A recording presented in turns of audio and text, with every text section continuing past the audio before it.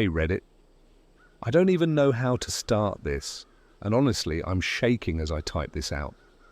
I need to get this off my chest, but I also need to stay anonymous because I think my life might be in danger. For context, I'm 24, living in a small suburb.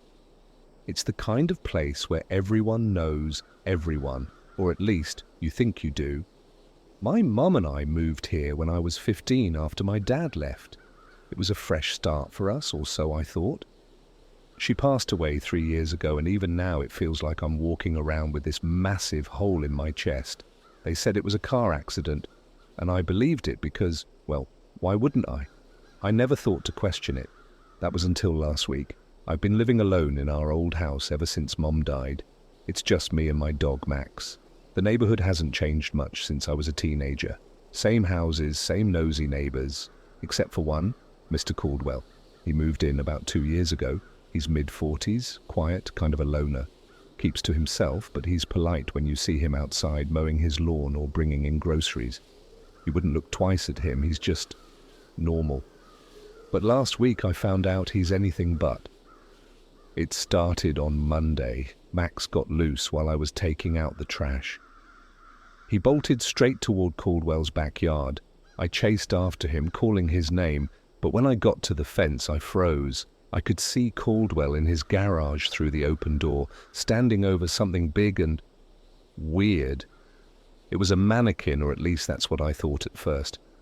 But it wasn't. It was a body bag. I swear to God I saw him unzip it and pull out this limp arm like he was inspecting it. He was wearing gloves and one of those plastic butcher aprons, the kind you see in crime shows. There was blood, fresh, dark, red blood on the floor. My heart was pounding so hard I thought it was going to burst out of my chest. I grabbed Max and bolted back home, locking every door and window behind me. I tried to rationalize it. Maybe he's a hunter. But who the hell keeps a body bag in their garage?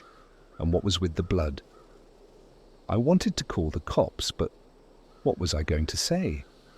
Hi, I think my neighbor might be up to something shady, because I saw him with a body bag. They'd laugh me off the phone.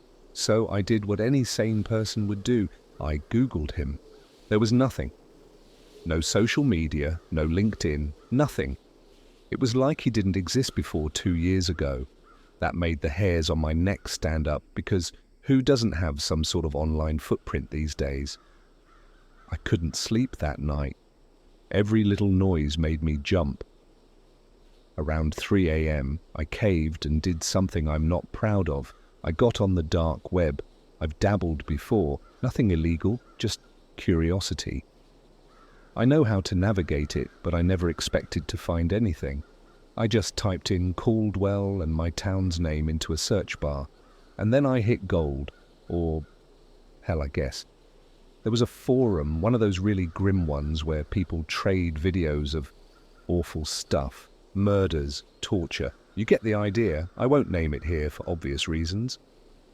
There was a thread titled New Content from the Surgeon. My stomach dropped because Caldwell's garage window has a sticker that says Caldwell's Surgical Supplies. I clicked the thread and I swear I almost threw up. The video was titled Sweet Jane Final Cut. Jane was my mum's name. I sat there staring at the title for what felt like hours before I finally hit play. The video started in a dark room lit by a single dangling bulb. The camera was shaky at first, like whoever was holding it was getting it into position.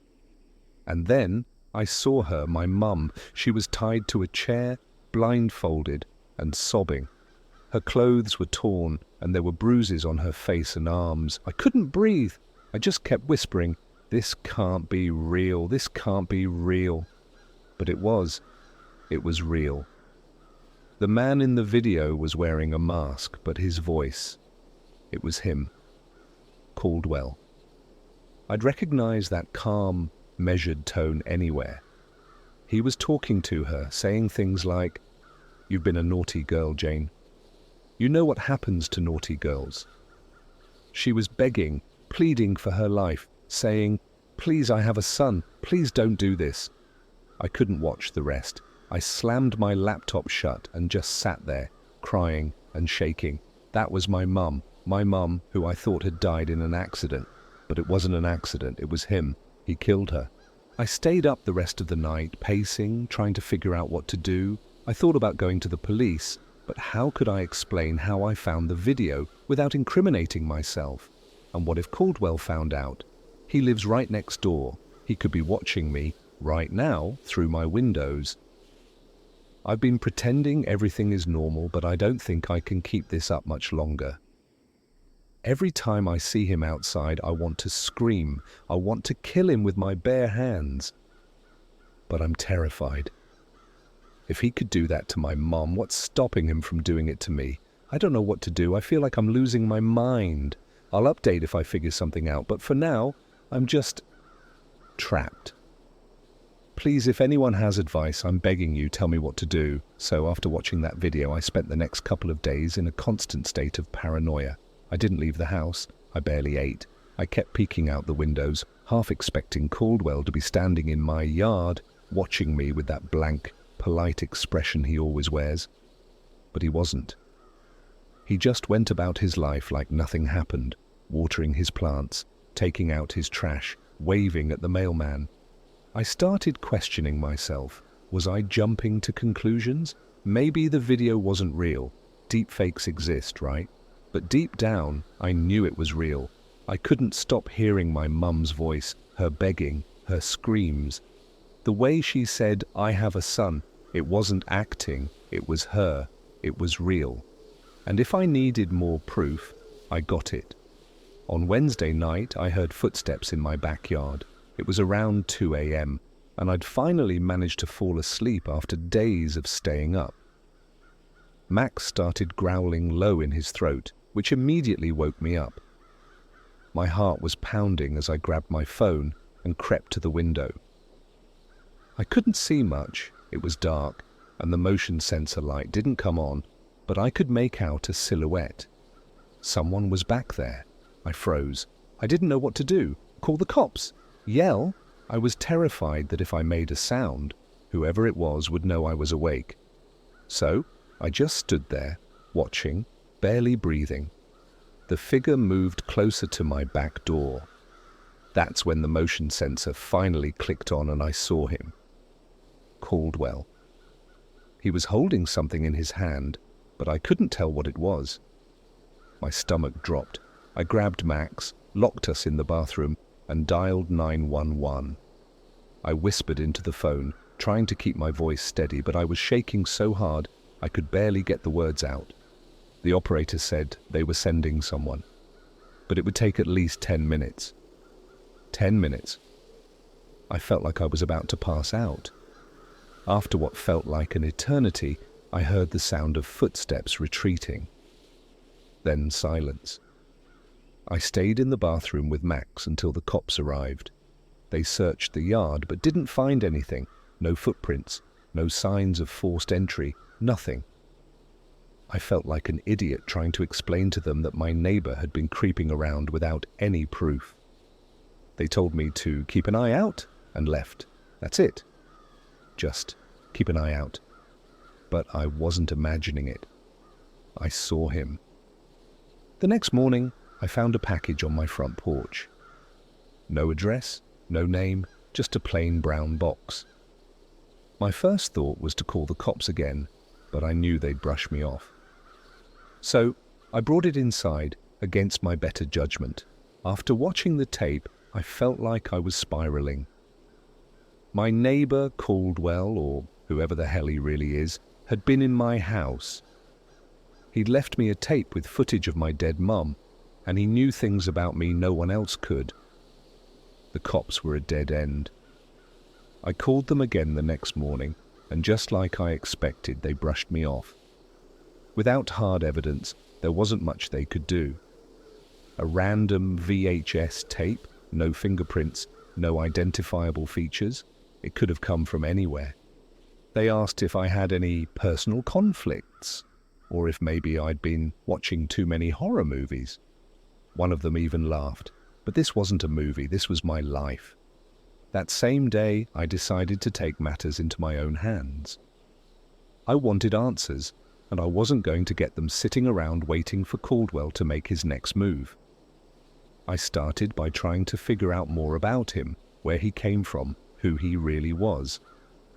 Remember how I said earlier that there's no online footprint for him? I thought maybe I'd missed something, so I spent hours digging deeper. I even paid for one of those sketchy background check services. Nothing. No driver's license, no property records, no employment history. It was like he didn't exist before moving to this neighborhood 2 years ago. But that wasn't the only strange thing I found. I started searching for missing persons cases in the area, trying to see if there was a pattern. I didn't expect much, but I hit the jackpot. Over the past 5 years, at least 8 women had gone missing in the counties surrounding mine. Most were middle-aged, like my mum. All of them vanished without a trace, and none of their bodies were ever found. What's even creepier? One of them lived in my neighborhood. Her name was Linda Park, and she used to live 2 houses down from me. She disappeared about a year before Caldwell moved in. I remember people talking about it at the time, how her car was still in the driveway, how her house was locked from the inside. It was like she just evaporated. I started wondering if Caldwell had been here longer than we thought. Maybe he'd been lurking nearby, waiting, watching, and then swooped in after Linda vanished. My next move was stupid, but I was desperate. I decided to break into Caldwell's garage. I know how crazy that sounds, but I had to know what was in there. What if he still had evidence? What if he was keeping, I don't even know, something? It wasn't hard to figure out when he wasn't home. He leaves every morning at 7 a.m. sharp and doesn't come back until 5 p.m. He's annoyingly predictable. I waited until he left, grabbed a pair of gloves and slipped into his backyard. His garage door was locked, of course, but the side window wasn't. I had to pry it open with a screwdriver, and I felt like my heart was going to explode the entire time. Every creak, every rustle of leaves sounded like a scream. When I finally got the window open, I climbed in and landed on the cold concrete floor. The smell hit me first. It wasn't overpowering, but it was there, a faint metallic tang mixed with something rotten. I gagged, but forced myself to keep going. The garage was mostly normal at first glance. There were tools hanging on the walls, a lawnmower in the corner, and a workbench covered in scattered papers and coffee mugs. But then I noticed the freezer. It was one of those big chest-style freezers, the kind you'd see in a butcher shop. I knew I shouldn't, but I opened it. The first thing I saw was a plastic bag. Inside was what looked like a human hand, pale and shriveled, like it had been frozen for a long time. I slammed the lid shut and backed away, my stomach turning. But then I saw something else, something that made my blood run cold. On the wall, just above the freezer, was a corkboard covered in photos. They were all women. Most of them were smiling, happy, like they'd been taken without them noticing. And there, in the middle, was a picture of my mom. She was standing in our front yard, holding Max, when he was still a puppy. Next to her photo was one of me. I didn't stick around to look at anything else. I climbed back out of the window and ran home, locking every door and window behind me. I couldn't stop shaking. The images of those photos of the hand in the freezer were burned into my brain. I kept asking myself the same question. What the hell have I gotten myself into? That night, I got another package. This one was smaller, just an envelope slid under my front door. Inside was a Polaroid photo. It was a picture of me sitting at my desk typing on my laptop. The timestamp on the corner was from that same day, while I was researching missing persons cases. He was in my house. Again, I don't know what to do anymore. He's watching me, and he knows I'm onto him. Part of me thinks he's just playing with me like a cat with a mouse. But why? Why not just kill me and get it over with? I've started sleeping with a knife under my pillow, but it doesn't make me feel safer. If anything, it makes me feel more helpless. I keep wondering if tonight will be the night he comes for me. If it'll be quick, or if he'll make me suffer like he did with my mum. Reddit, I need help, please. I don't know how much longer I can survive this. After I found the Polaroid of myself, I couldn't stay in the house that night. I packed a bag, grabbed Max, and went to a cheap motel about 20 minutes away. I barely slept. I kept the lights on, checked the locks 100 times, and flinched at every little noise. Max was restless too, pacing back and forth like he could sense my fear. The next morning, I went back to the house. I didn't want to, but I didn't have a choice. I couldn't just abandon everything as much as I wanted to. My plan was simple: get inside, grab anything valuable, and get out. I was going to crash with a friend in the city until I figured out what to do next. But when I got home, I knew something was off immediately. The air felt wrong, heavy. It was like the house was holding its breath, waiting for something to happen. Max started growling the second we stepped inside. The first thing I noticed was the smell. It wasn't strong, but it was there, a faint, sour odor that hadn't been there before. I followed it to the living room, and that's when I saw it.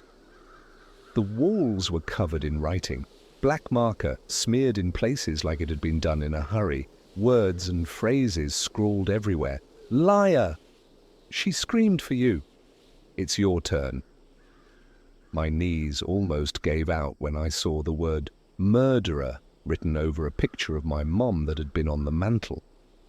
And then I saw the centerpiece, a photo nailed to the wall. It was another Polaroid, this one of me sleeping in the motel bed. He'd been there. I ran out of the house so fast I didn't even grab my bag. I just jumped in the car with Max and drove. I didn't know where I was going, just that I needed to get away. My hands were shaking so badly I could barely keep the wheel steady. I ended up pulling into a Walmart parking lot and just sitting there, trying to calm down. That's when I got the text. It was from a number I didn't recognize. The message was short. "Nowhere is safe, little Jay." My stomach dropped. I stared at the screen, trying to process what I was seeing. Before I could even think about responding, another message came through. "Come home. Let's talk." I didn't go home, obviously. I turned my phone off and drove to my friend Rachel's apartment in the city. She was the only person I could think to go to. When I showed up at her door, I must have looked like hell because she didn't even ask questions, just let me in and made me sit down. I told her everything, the video, the photos, the writing on the walls. She didn't believe me at first, not completely, but when I showed her the Polaroids, she turned pale. She wanted to call the cops, but I begged her not to. I didn't trust them to do anything. Caldwell was too careful, too smart. They'd just brush me off again, and then he'd know I was trying to fight back. Rachel agreed to let me stay for a couple of days, but I could tell she was freaked out. I couldn't blame her. I was freaked out too, but at least I felt safer there, surrounded by locked doors and people, for a while anyway. That night I woke up to Max barking, loud, frantic, like he was trying to warn me about something. I sat up, heart pounding, and listened. At first, I didn't hear anything, but then there it was. The faint creak of floorboards. Someone was in the apartment. I grabbed the knife I'd been keeping under my pillow and crept out of the bedroom.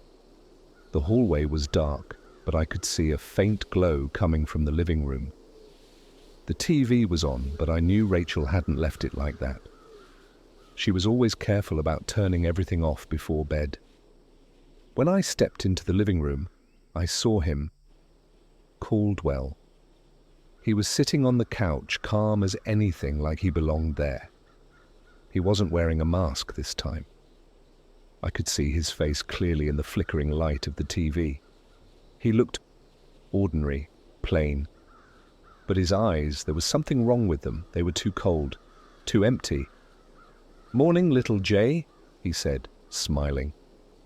I froze. I wanted to scream, to run, but I couldn't move. My body wouldn't respond. He stood up, slowly, like he didn't have a care in the world. "You've been busy," he said. "Poking your nose where it doesn't belong. That's dangerous, you know."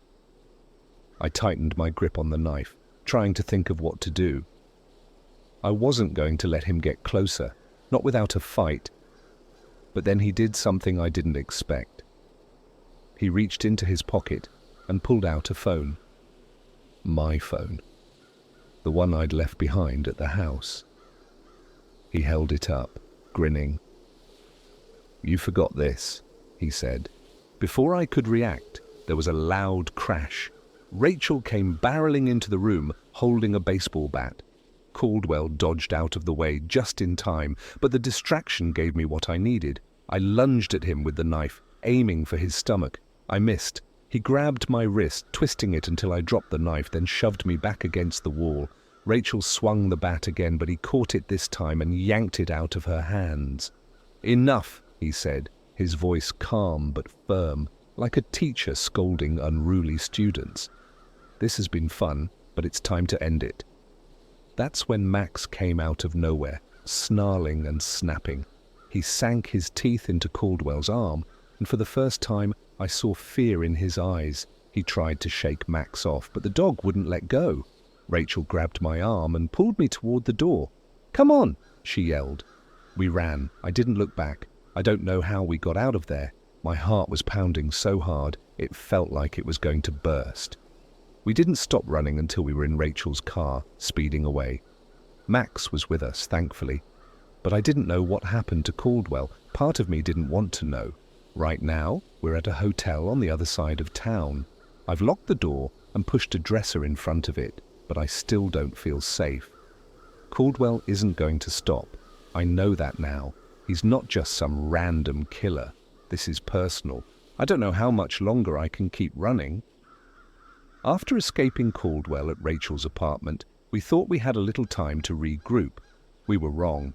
I realized just how wrong when I got a text on my burner phone, the one I'd bought the morning after we fled.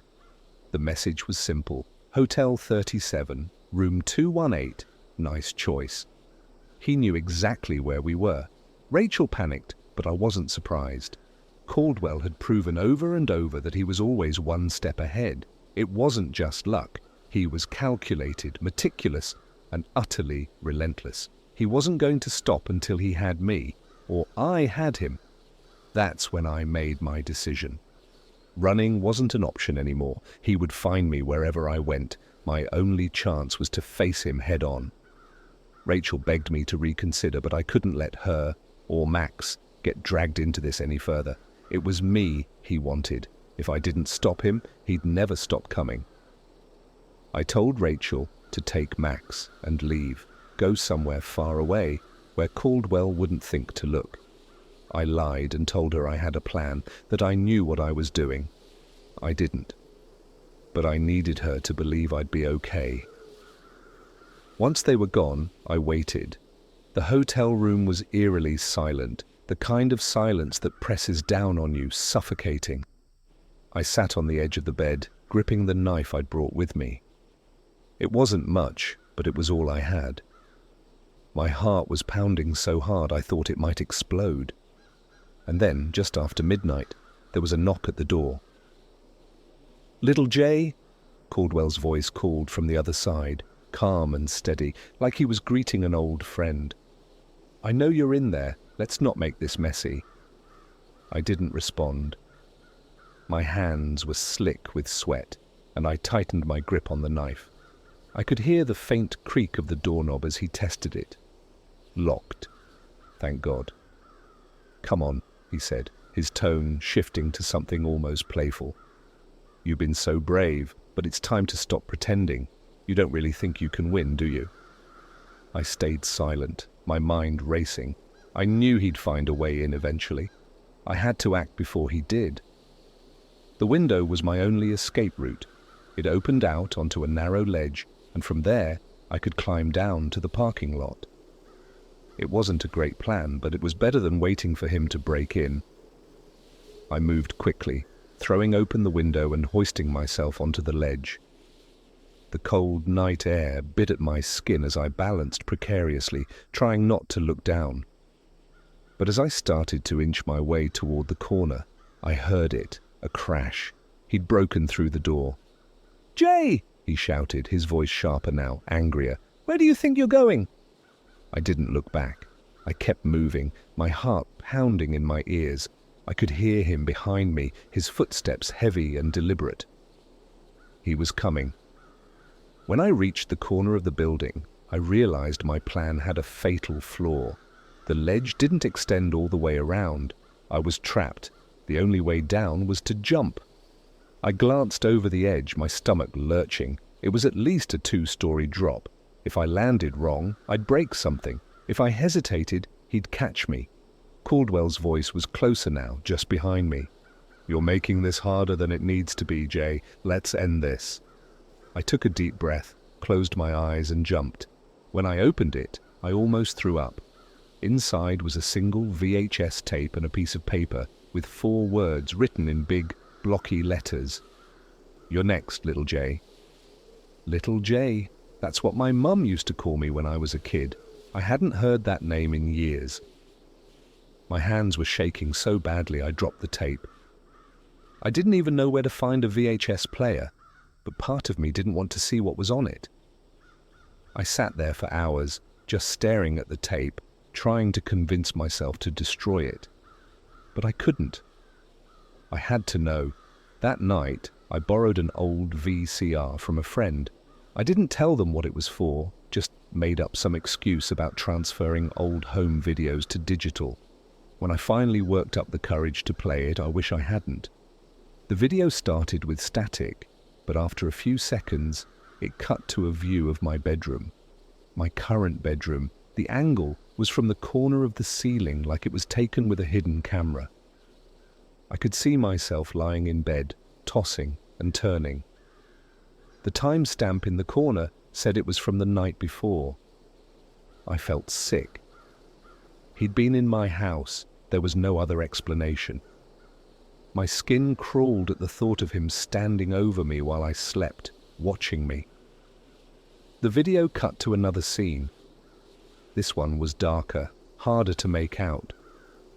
But as my eyes adjusted, I realized it was footage of the inside of his garage. The same room I'd seen through the window. There was a table in the middle of the frame, and someone was strapped to it. At first, I couldn't tell who it was, but then the camera zoomed in. It was my mum. Her body was lifeless, her head tilted to the side, blood dripping onto the floor. But this wasn't the same footage from the dark web video. This was after, like he'd kept her there in his garage long after he'd killed her. The video ended abruptly and I just sat there, shaking. I wanted to scream, but no sound came out. My mind was racing. How long had he been watching me? Why was he taunting me? Was he going to kill me too? I don't know what to do. I'm scared to stay in my house, but I have nowhere else to go. Every time I see Caldwell now, he smiles at me. Not a friendly smile, though. It's like he knows he's already won. I feel like I'm being hunted. And the worst part is, no one believes me. To them, he's just a quiet neighbor. But I know the truth. He's a monster. If you thought the VHS tape was bad, it's nothing compared to what I've uncovered since then. The landing wasn't graceful. I hit the ground hard, pain shooting through my ankle. I bit back a scream and forced myself to stand. I couldn't afford to stop. Limping, I made my way across the parking lot, heading toward the tree line in the distance. If I could just make it into the woods, I might have a chance. But I didn't get far. Caldwell was faster than I'd expected. He tackled me from behind, slamming me to the ground. The knife slipped from my hand, skidding across the pavement. I struggled, kicking and thrashing, but he was too strong. "Shh," he whispered, pressing his weight down on me. "It's over now." I thought that was it. I thought I was going to die right there, in that cold, empty parking lot. But then I heard it, a low, guttural growl. Maximum. Out of nowhere, Max launched himself at Caldwell, teeth sinking into his arm. Caldwell screamed, his grip on me loosening just enough for me to slip free. I scrambled for the knife, grabbing it just as Max knocked Caldwell onto his back. I didn't think, I didn't hesitate. I plunged the knife into his chest, over and over, until he stopped moving. Blood pooled beneath him, dark and sticky, and the parking lot fell silent. I collapsed next to Max, tears streaming down my face. It was over. Caldwell was dead, but the relief I felt was short-lived. In his pocket, I found a key. It looked old, rusty, like it belonged to some kind of padlock. Attached to it was a small tag with a single word: bunker. The police didn't arrive until hours later. I didn't tell them everything, just enough to make them believe I'd killed Caldwell in self-defense. They didn't seem too interested in digging deeper. Another dead psycho? Case closed. But I know there's more. I know the key leads somewhere. And I know Caldwell wasn't working alone. This isn't over. Not yet.